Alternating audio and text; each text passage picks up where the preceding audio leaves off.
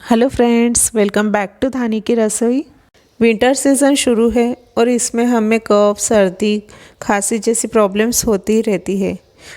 इससे बचने के लिए या हम कहेंगे इससे लड़ने के लिए आज हम एक बहुत ही इफ़ेक्टिव होम रेमेडी बनाने वाले हैं। Let's get started.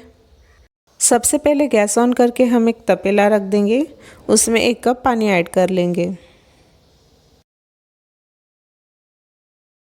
मैंने इस बड़े कप में पानी लिया है। अगर आप छोटा कप यूज़ कर रहे हैं तो आप 2 कप पानी ले सकते हैं। जब तक पानी गर्म हो रहा है हम इसके इंग्रेडिएंट्स देख लेते हैं। तुलसी, जो कि एंटीबैक्टीरियल होती है, यह हमारे ब्लड को प्यूरिफाई करती है और इन्फेक्शन से लड़ने में मदद करती है।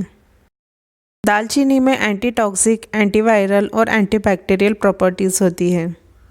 इलायची ब्लड सर्कुलेशन इंक्रीज़ करती है और ब्रीथिंग प्रॉब्लम्स जैसे कि अस्थमा, कोल्ड और कफ से राहत देती है।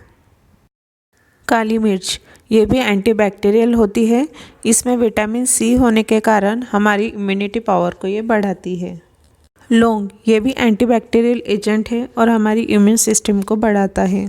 गुड़, ये गर्म होता है और हमारे काढ़े के टेस्ट को भी इन्हांस कर देता है।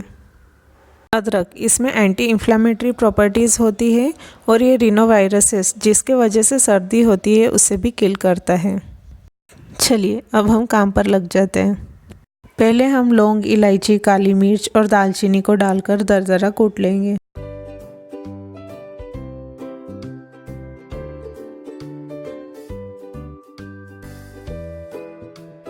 इस तरह हमने चारों चीज़ों को कूटा है। अब हम इसमें तुलसी और अदरक डालकर इन्हें भी कूट लेंगे।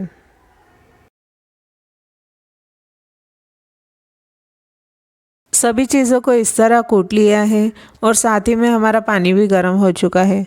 तो चलिए इन सब चीज़ों को हम पानी में डाल देते हैं।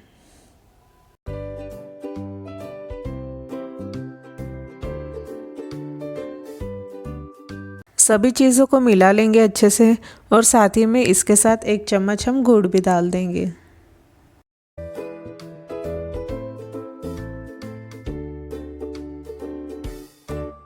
सभी चीज़ों को हम मिला लेंगे अच्छे से और पानी को मीडियम फ्लेम पर आधा होने तक बॉईल कर लेंगे।